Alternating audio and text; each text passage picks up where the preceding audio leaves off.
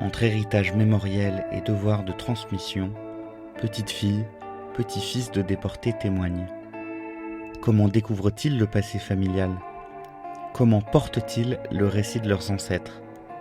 Qu'en font-ils ? Dans cette émission, nous en rencontrons certains et nous les laissons raconter. Descendre du train, héritage mémoriel des descendants de déportés. Un podcast réalisé par Florent Duplâtre. Épisode 3, Alix. Aujourd'hui, je rencontre Alix à Grenoble, dont la grand-mère rescapée d'Auschwitz témoigne depuis les années 80 des horreurs de la Shoah, dans les médias et auprès de collégiens et lycéens. Du coup, ma grand-mère, elle est née en Pologne, donc en 28. Et donc, elle est l'avant-dernière d'une fratrie de 7 enfants. Et donc, ils ont immigré en France quand elle avait 2 ans. Au début de la guerre, elle avait 13 ans, je crois. Et le gros tournant, elle, en tout cas dans son histoire à elle, ça a été la rafle du Veldiv, donc en juillet 42, où donc elle habitait ce fameux quartier de Belleville, rue du Passage Ronce. En fait, ils ne sont pas venus le jour même de la rafle dans l'appartement de ses parents. Et donc sa mère, inquiète pour les autres membres de la famille qui avaient aussi immigré, a demandé donc à sa sœur et à elle d'aller voir comment la famille se portait. Et en fait, de là, donc, elle est partie vérifier l'état de la famille. Et quand elle est revenue, il n'y avait plus personne à l'appartement. Et donc, elle a erré pendant une année. Elle a notamment été descendue dans le sud pour essayer de retrouver un de ses frères. Et en remontant à Paris en août 1943, elle s'est fait arrêter par les policiers français, internée à Drancy et déportée à Auschwitz le 2 septembre 1943. Alix a des contacts réguliers avec sa grand-mère, mais le sujet ne vient presque jamais sur la table. J'ai pas de souvenir précis en fait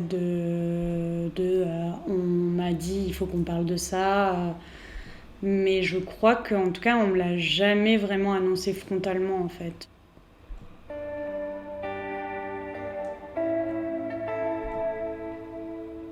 On était avec la famille de mon père. On se dit on va aller voir la rafle en famille. Donc moi à ce moment-là je savais pas vraiment en fait ce que c'était l'histoire de ma grand-mère. C'était toujours le truc où je me nourrissais des écrits des collégiens, lycéens, mais je savais pas vraiment ce qui s'était passé. Donc on va voir le film de la rafle, évidemment on sort, tout le monde en pleure. Ma grand-mère avait pas dit grand-chose avant. Et en fait quand on est sorti de la salle de cinéma, ma grand-mère nous a dit voilà ce qui est arrivé à mes parents et à mon petit frère. En prenant conscience de l'histoire de sa famille, Alix rentre dans une forme d'obsession. Ça a été un gros poids, surtout quand il a commencé à avoir ce rêve récurrent, ce cauchemar plutôt récurrent, où c'était vraiment toutes les nuits et c'était toujours le même. En fait, moi j'étais avec donc, la famille de mon père, donc c'est la famille qui est concernée. Et en fait, on était tous enfermés dans une espèce d'endroit que moi je disais que c'était une synagogue, mais en fait je sais pas si c'était une synagogue, tu vois, mais juste qu'il y avait un SS qui marchait, qui parlait en allemand, qui faisait les 100 pas. Moi je comprenais pas l'allemand et donc juste je voyais en fait tout le monde commencer à paniquer. Et à un moment, en fait, le SS qui arrête de marcher, qui se retourne et qui tire sur tout le monde, quoi. Et du coup, je vois tout le monde mourir.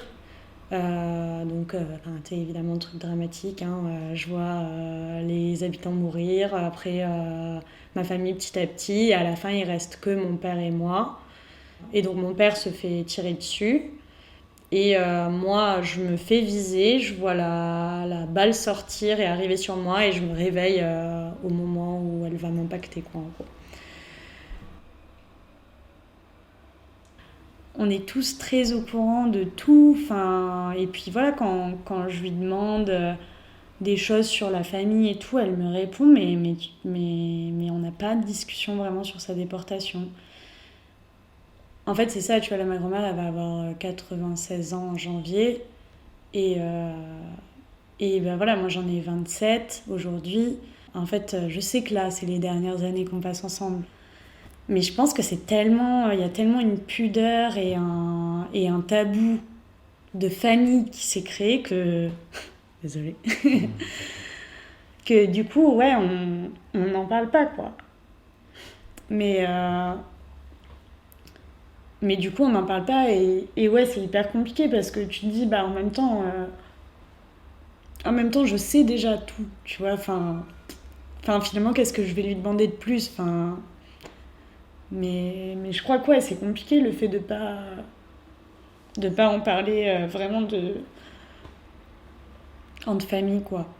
Et que ça soit que un personnage public et que ça soit une personne qui est interviewée. Si la transmission de cette histoire n'est pas toujours directe, à cause du tabou qui s'est installé, Alix parle tout de même d'un héritage et de convergence familiale. Je me considère antifasciste et plutôt inscrite dans les luttes antifa. Enfin, donc oui, clairement, moi là j'y mets du lien, tu vois. Enfin, mais je pense que ça a été inconscient. Je pense pas que je l'ai conscientisé, tu vois, de dire bah il est arrivé ça à ma famille, donc je me mets dans ces luttes-là et dans cet engagement politique-là.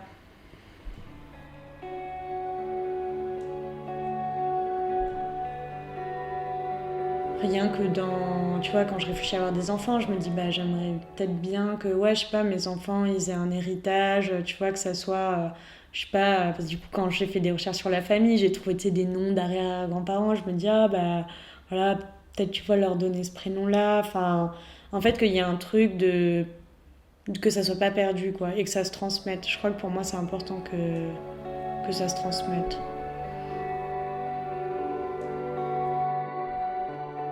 C'était le dernier épisode de Descendre du train. Remerciements Alix, Élise Aznar et Laurence Duplâtre.